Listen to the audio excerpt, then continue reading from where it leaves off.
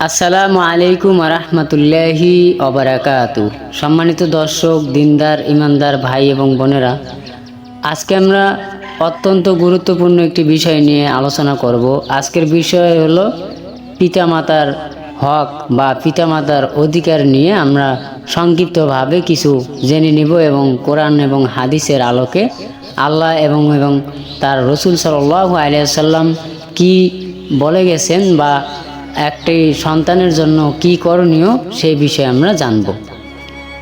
মা বাবার হক বা অধিকার ইসলামের অত্যন্ত গুরুত্বপূর্ণ এবং পবিত্র। আল্লাহ তাআলা কোরআনে এবং হাদিসে বারবার মা বাবার সম্মানের প্রতি গুরুত্ব দিয়েছেন। আসুন জেনে নিব কোরআনের আলোকে মা বাবার অধিকার।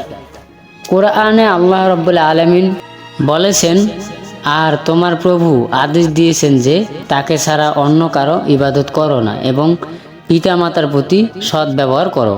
তাদের একজন অথবা উভয়ে যদি তোমার জীবদ্দশায় বার্ধক্যে উপনীত হন তবে তাদের উফ বলা না এবং তাদের ধমক দিও না, আর তাদের সাথে সম্মানজনক কথা বলো।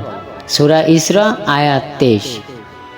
এই আয়াতে আল্লাহ মা বাবার সাথে উত্তম ব্যবহার করার নির্দেশ দিয়েছেন এবং তাদের প্রতি কোনো ধরনের বিরক্তি প্রকাশ করতেও নিষেধ করেছেন। হাদিসের আলোকে মা বাবার অধিকার আসুন আমরা জেনে নেব।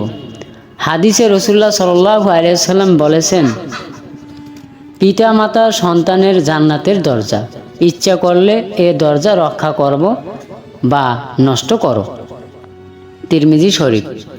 অন্য একটি হাদিসে বলা হয়েছে, মা বাবার সন্তুষ্টিতে আল্লাহ সন্তুষ্টি এবং মা বাবার অসন্তুষ্টিতে আল্লাহ অসন্তুষ্টি। ইবনে মাজাহ।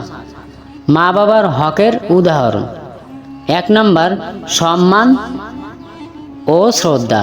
তাদের কথা মনোযোগ দিয়ে শোনা এবং উত্তম ব্যবহার করা। 2 নাম্বার, সেবা করা, বিশেষ করে বার্ধক্যে পৌঁছালে তাদের শারীরিক ও মানসিক চাহিদা পূরণের সর্বোচ্চ চেষ্টা করা। 3 নাম্বার, দোয়া করা, তাদের জন্য আল্লাহর কাছে ক্ষমা এবং রহমত কামনা করা। যেমন, হে আমার পালনকর্তা, তাদের প্রতি দয়া করো যেমন তারা আমাকে শৈশবে লালন পালন করেছেন। সূরা ইসরা আয়াত 24। মা বাবার অধিকার আদায় করা শুধু দুনিয়ার কল্যাণই নয়, বরং আখিরাতেও উত্তম প্রতিদান লাভের অন্যতম উপায়। সম্মানিত শ্রোতা, আমরা সকলেরই এই চিন্তা ধারণা মাথায় নিয়ে যদি আমরা মা বাবাকে সম্মানিত করতে পারি তাহলে আল্লাহ রাব্বুল আলামিন আমাদেরকে উত্তম যাজা দান করবেন। যদি আমরা মা বাবাকে সম্মান বা মা বাবার হক আদায় করতে না পারি তাহলে আমাদের পরবর্তী যারা সন্তান তারাও আমাদেরকে সেই হকগুলো আদায় করবে না।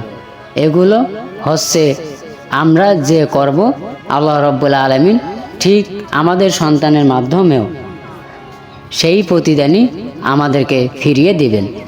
সকলে কথাগুলোকে আমলে নিয়ে আমল করার চেষ্টা করব।